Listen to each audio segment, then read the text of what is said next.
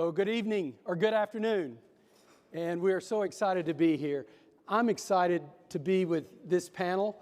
I know them, every single one of them. I have a relationship with them. And it's interesting because from this stage in 2017, one of the most profound things that's ever taken place at the National Prayer Breakfast took place when Doug Coe had asked me earlier in the year to see if I could get this sheikh who wrote something called the Marrakesh Declaration to come and speak along with the rabbi. And the rabbi that I'd come to know and have read most of his books was Jonathan Sacks. And so we had a conversation where Hamza translated, and from this stage, we began to talk about what religious freedom looked like, what peacemaking looked like, and how we could work together as different faiths in the world. Doug called us and he said he wanted to see us immediately. And so we went over to where Doug was and he began to visit. And he said, Bob, you need to do everything you can to push this forward with pastors, imams, and rabbis. And so we did. And so we started these retreats, first in Abu Dhabi, and then Morocco, of pastors, imams, and rabbis representing about 20 cities. And it was a game changer, and in the U.S. And so some of those pastors, imams, and rabbis, I think, are in this room. If you are, would you just stand up real quick? Just stand up real quick if you are and you were a part of that initial group. And it is now in 20 cities. It's in 10 countries. And last week, or the week before last, we were in Pakistan. And there's some Pakistanis here. Would they stand up that were with us? Maulana Azad, Shafat, Father James Channon. And we're so happy to be with them. And next week we'll be in Sudan. So it's spreading all over the world, and we're excited about that. And so what we want to talk about today is the whole concept of how do we live in a world where there's equality because of our faith. What does it look like, and how do we do that? So we're going to focus on the Marrakesh Declaration, which was a document that promoted religious freedom, all the way to the Alliance of Virtue, which is another document that says it's great to believe in religious tolerance and freedom and liberties, but how do we practically live this out? And so we're going to talk about that and what it was like, how it came about, and the result of that. And starting us off today is Sheikh Bin Bayyah. And he's going to talk for a few minutes through his translator, Sheikh Hamza Yusuf, about why religious freedom is such a critical thing and important thing to him. So, Sheikh Hamza.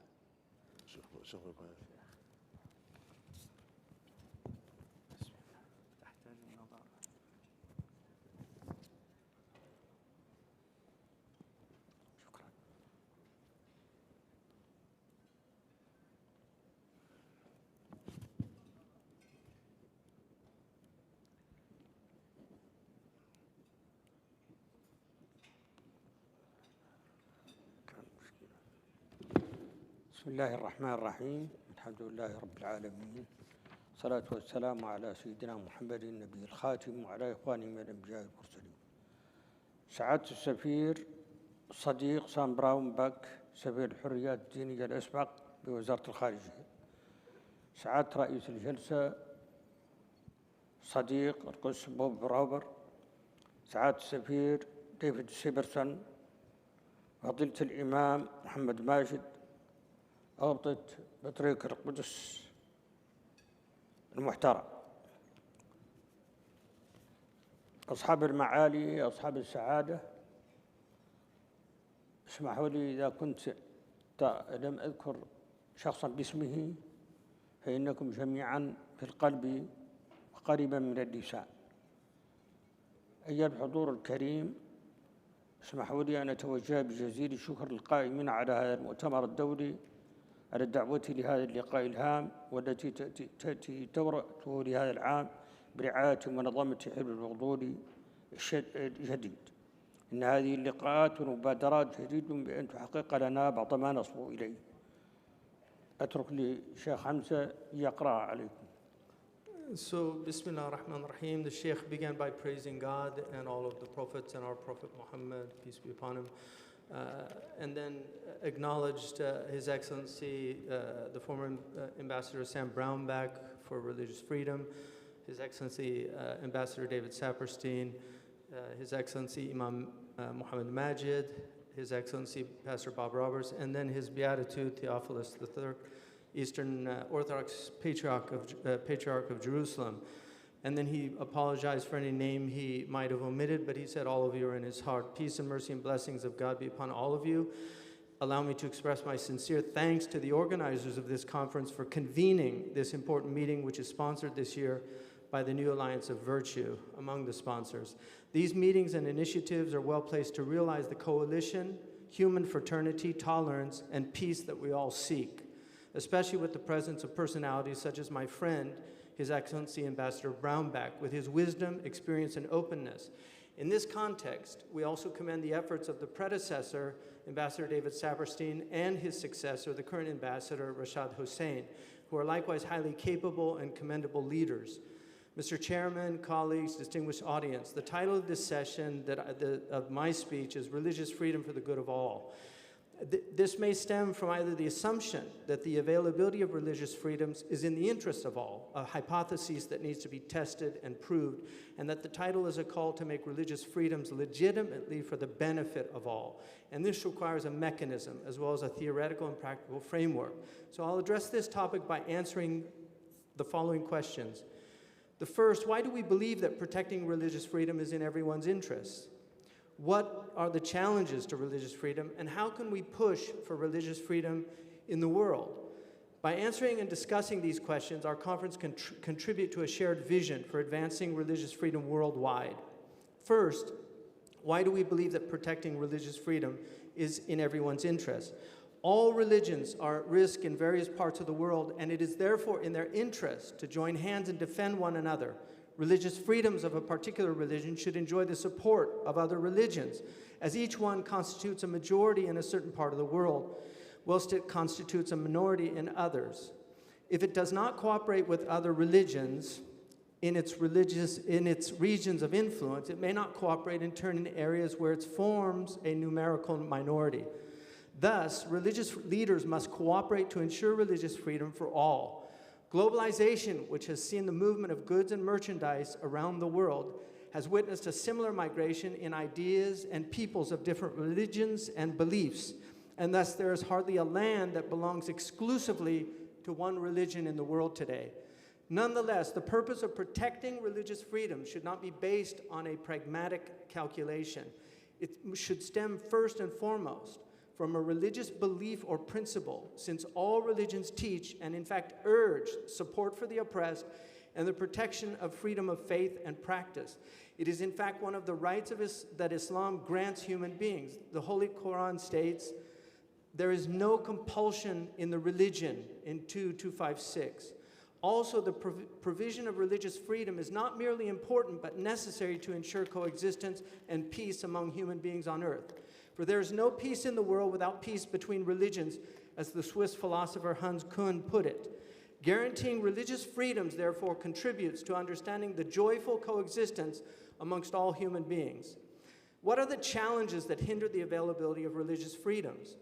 The challenges facing religious freedom stem mostly from policies that regulate societies. These may be policies that are hostile to all religions equally, whether through an ideological basis, or they may be discriminatory policies based on historical accretions and cultural memory. Factors such as poor communication, ignorance of the other who follows a different religion, fear and apprehension of religion generally, and the inappropriate practices of some religious leaders due to selfish competition or bigotry likewise intensifies these challenges. Therefore, we can only deal with the obstacles to religious freedom effectively if we understand the factors affecting these policies, and we must deal with them rationally and conscientiously. Whilst we support and advocate for religious freedom, we believe that if it is founded on the solid ground of peace and within its context, it will be truly secure and sustainable. The freedom we call for is unconditional to the extent that it guarantees the observance of public order, social tranquility, and peace in every country. Finally, how do we push for religious freedom in the world? This requires continuous effort and broad-ranging cooperation between religious leaders of different faiths through increasing mutual acquaintance between their followers and enhancing cooperation and joint initiatives between them. Likewise, dialogue and open channels of communication with policymakers are needed to raise awareness of the importance and value of religious freedom. The followers of each religion must also turn to their sacred texts to highlight teachings that encourage coexistence and tolerance, and to see their religious texts, history, and heritage in new and open interpretive contexts that allow them to discover the foundations for coexistence therein. In this regard, they must draw attention to the inspirational stories and models from their history, whose recital may contribute to spreading the values of goodness and peace in the hearts of their adherents.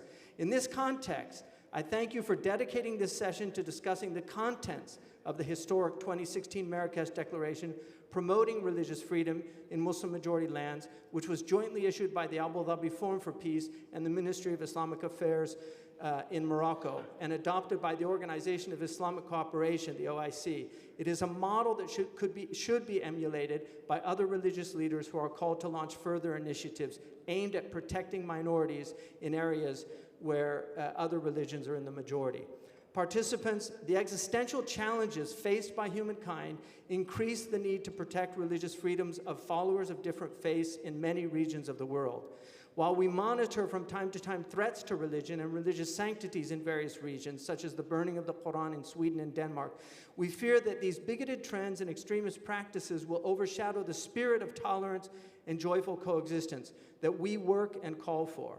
Our country, the United Arab Emirates, represents a model where dozens of different religions, cultures, and races coexist, hundreds of nationalities living in security, safety, and respect. The UAE hosted the signature of hundreds of religious leaders to the Charter of the New Alliance of Virtue. One of the most important initiatives that should be jointly pursued by religious leaders, the United Nations, and decision makers around the world are laws protecting places of worship from damage and desecration, because they are places where God is worshipped and His name is praised. The Quran said, if we did not repel some people by means of other people, many monasteries, churches, synagogues, and mosques wherein God's name is much invoked would have been destroyed. God is sure to help those who help God's cause. God is all-powerful and almighty. The issue of religious freedom is neither Eastern nor Western. It is not specific to rich countries nor democracies, all of which have had their share of successes and failures. Rather, discrepancy is in the pursuit of religious freedom in the most effective way possible. There is an urgent need to activate the Charter of the New Alliance of Virtue by religious leaders to support the oppressed. In conclusion, we hope that our joint efforts here will satisfy the need for understanding, dialogue, and the search for commonalities. May it serve as a general invitation to people of goodwill to unite to preserve the flame of hope for a better future for the great human family. Thank you. أشكركم على صبركم. السلام عليكم ورحمة الله. Peace be upon all of you. I'm a Baptist pastor from Texas, and I love Sheikh Bin Bayyah. I love Jesus. He does too. Now, we have some differences in our theology. And he's not let me baptize him, and I'm not doing the Shahada. But I love this man. And I want you to never forget, you heard a speech with one of the top Muslim leaders in the world promoting religious freedom. So when you hear people say that when you hear people say that Muslims do not promote religious freedom, they don't know the right Muslims. And it all starts with this man right here. And I thank God for him. And we love you very much, Sheikh. Now, the man sitting behind me is my cohort in crime. I love this guy. And I don't know if y'all can see or not, but Majid, you need to stretch your legs out, get more comfortable, because, come on, look at there. Look at there. I mean, look at what he's wearing. Come on, Majid, don't be shy. Don't be embarrassed. Those are real live Texas boots. I mean, this has got to be the only imam in America that has a pair of alligators, Lucchese's, on the stage. And God is with you, and that's how I know it. Now, Majid, here's my question. You're one of the most humblest men I know, and the reality is you had a lot to do with Marrakesh Declaration, a whole lot to do with it. Behind the scenes, before it became public, connecting a lot of the players together. You deliberately brought other people into that. Why was it so important to you? Why did you do that? Thank you very much, Bob, of telling people what I'm wearing. Thank you. First of all, I would like to say that my teacher, Sheikh Bin Bayyah, have just explained to us the importance of religious freedom from a Islamic perspective. As an imam living in America, leading a community in the United States, we have seen religious community in this beautiful country stood beside us at a difficult time. I was the vice president of ISNA, Islamic State of North America, and there was a burning Quran incident in Florida, like you just now have it in Sweden, and the Jewish community, the Christian communities, and Hindus and Sikh and everyone decided to stand beside us. And actually they created an organization, shoulder to shoulder, to protect Muslim rights in this beautiful country. That made me think about what can we do to also to protect religious minorities in the majority Muslim countries. And thank God, we're led by one of the most respected the scholar of scholars, Sheikh Bin Bayyah, who brought Muslim scholars around him start from Georgetown to Mauritania, to Tunisia, and in Morocco. We have 250 Muslim scholars actually signed into that document. This document now is a document that we use of training imams, and hopefully made it to curriculum and adopted by 57 Muslim countries in OIC. But it means a lot to me. This guy here also, like you, have been helping us in addressing the issue of Islamophobia in America. And therefore, as you stand beside us, we want to stand beside minorities in the majority Muslim countries. And therefore, the Sheikh is our leader in that, and all of us, we really appreciate this document now, grounded in the Islamic tradition, because based on the Prophet Muhammad, peace be upon him, the Charter of Medina. For it's very dear to me, the Marrakesh Declaration. Ambassador Saperstein, you've also got a pair of boots. I'm sad that you didn't wear them. But you know, I remember when you were appointed as ambassador for religious freedom. And I went to that because I wanted other people to know that I may be an evangelical, maybe a lot more conservative than you, but there's room for everybody in our government. And so it was important for me to be there for that reason. When we think about the Marrakesh Declaration and what you did in seeing that come about, what's been the result of that? Well, first, I just have to say how honored I am to be with my distinguished colleagues here.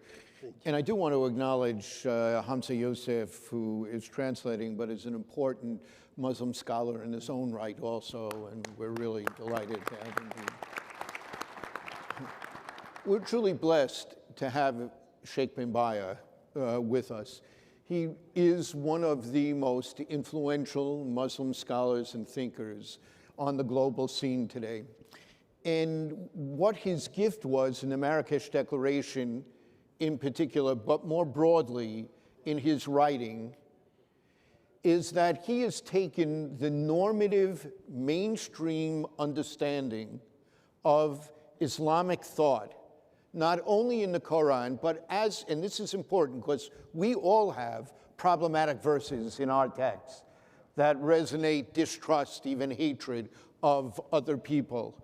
It is how they were interpreted normatively by the later generations that become so important. And he lifted up through the Marrakesh Declaration for the world an insight into Muslim thought about the respect for minority religions that really opened it up in a way to be seen with clarity from authoritative sources in a way that had really been hidden before.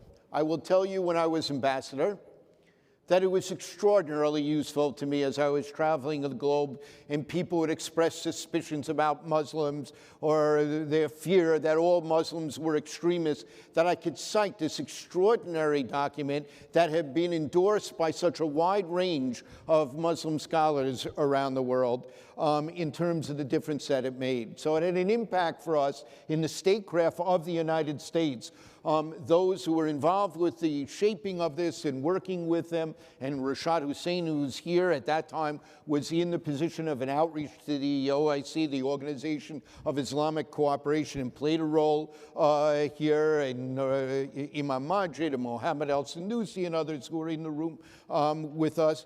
It really made a difference. But it also made a difference as the years went on in a number of other ways. First, it spurred a number of other declarations that gave further imprimatur to lifting up this central theme that had been hidden from us before. Declarations that emanated out of Indonesia, that emanated out of Bangladesh, that emanated out of Saudi Arabia and others in the UAE and here in America. It really made a difference there. And because it opened this up to us, it helped build further, deeper, more understanding and confident interfaith coalitions. Look around this room and just think about what I'm about to say. Look around the room, just take 1 second, just look.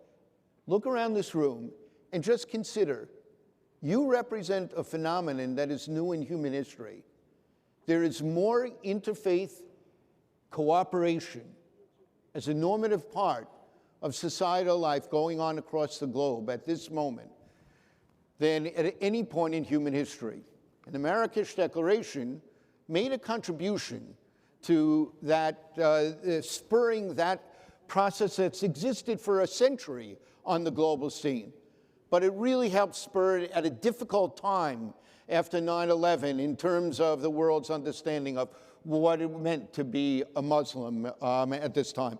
So it made an enormous difference that way as well. And it got many of us to look at our own faith traditions and to say, you know, I take for granted, I come from a faith tradition whose normative theology says there's more than one way to go to heaven, to find salvation in Jewish thought. So long as you believe in God and you are an ethical person, you have a path to heaven. I have no idea how many other people knew about that who weren't Jewish.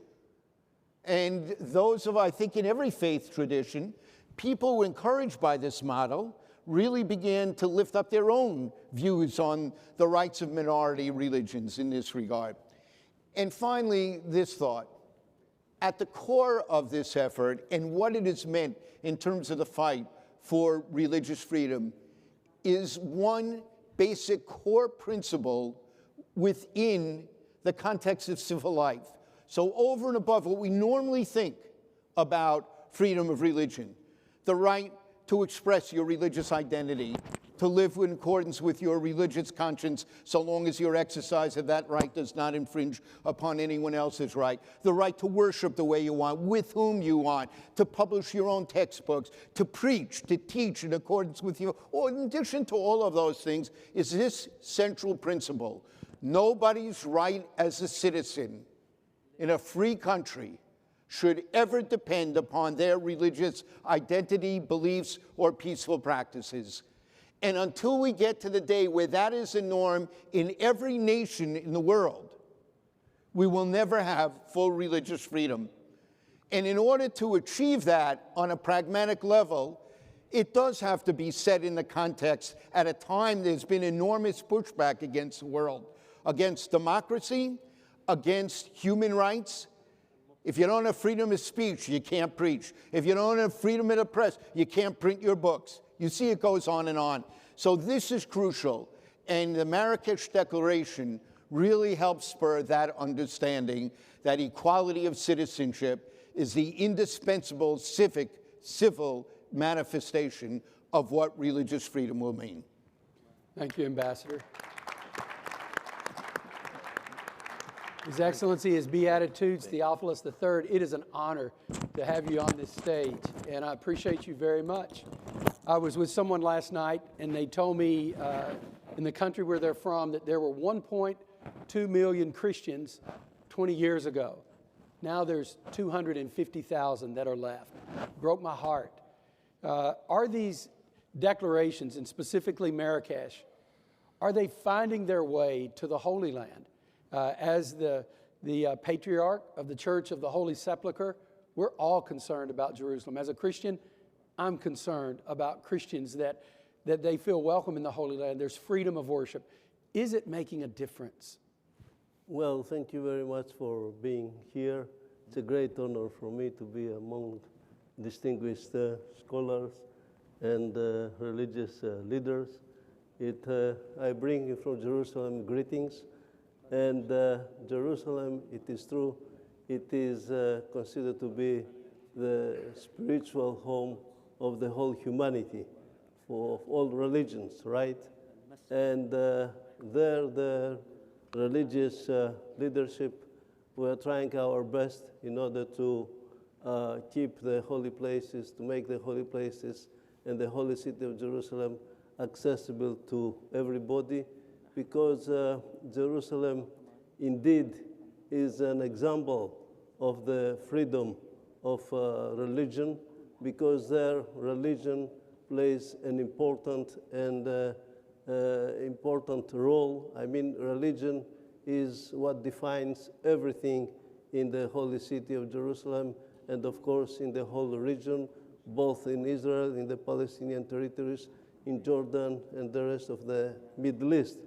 Now, there are many challenges, it is true, but this is not something new. If one goes back into the history of Jerusalem, he will realize that Jerusalem was always a place of challenges, because this is the place where the divine human encounter took place. And therefore, this part of the earth has the unique privilege to have hosted God in there. And this is why this part of the earth is really a fountain of divine energy. Now, there are many challenges, because everybody wants Jerusalem for his own, but for whatever reasons it doesn't work, because Jerusalem is a place that belongs to the whole world. Now, I want to quote our dear Sheikh Bin Bayyah, who said that he spoke about ignorance. It is true that what really causes troubles is ignorance that prevents freedom of religion. One is this, and the other thing is the key to understand, to promote religious freedom is knowledge. I quote the Bible, the New Testament, where it is written, "Know the truth, and the truth will liberate you," right? And our problems there in the holy city of Jerusalem, you know, there is the paradox there. There is a contradiction. On the one hand, Jews, Christians, Muslims, we celebrate together, we pray together, we join our forces together. But on the other hand, there is tension. Why? This tension is because there is ignorance. For instance, in towns or cities, both within the state of Israel or within the Palestinian territories, if there is a church, we don't have any problems. Why? Because people, they get to know each other's religious symbols, right? They're acquainted. In towns or cities that there is no church, there is a problem. Why? Because people, they think that the only religion is their own religion, right? And this is causing all sorts of problems. And on the other hand, it is true that Jerusalem can be an example of coexistence, an example of religious freedom, but at the same time, it is inevitable to have some, how to tell you, there are challenges, because certain people, they are not ready to accept the other's faith, the others' religious symbol, and this is what is causing troubles. But again, I firmly believe that the role of religious leadership is of paramount importance.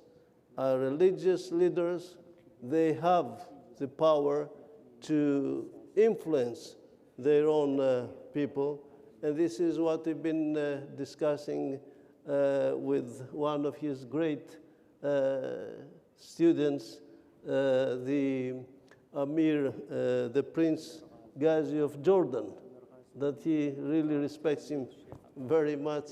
And this is what we've been discussing, that leaders, they need to understand that their influence is, they have a great impact on the people, both Jewish leadership, religious leadership, Christian leadership, of course, Islamic leadership.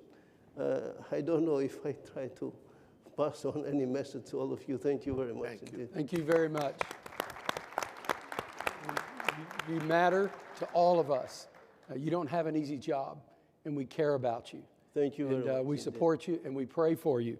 Well, we are there for you, not for us. We represent all of you, and I mean it. That's it. Thank you.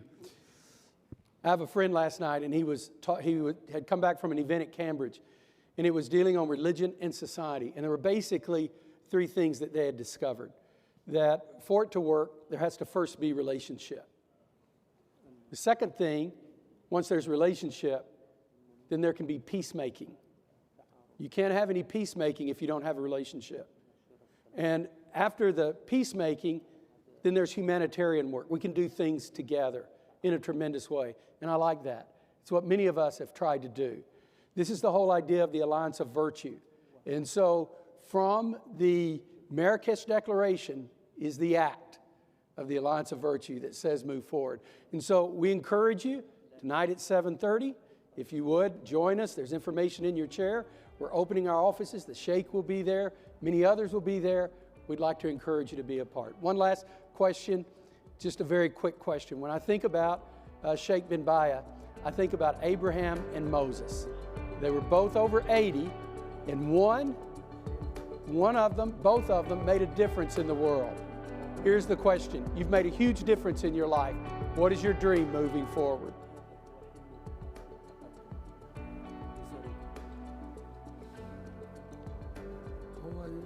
الأشياء إنما يقررها الله سبحانه وتعالى. ما كنت أظن أن هذه الوثيقة لما كنت أعمل عليها أنها ستكون اليوم تناقشنا. He said that we leave things to God, but never did we dream that we would be sitting here talking about this work that we started to help the people in the region. Amen. Thank you very much. Thank you.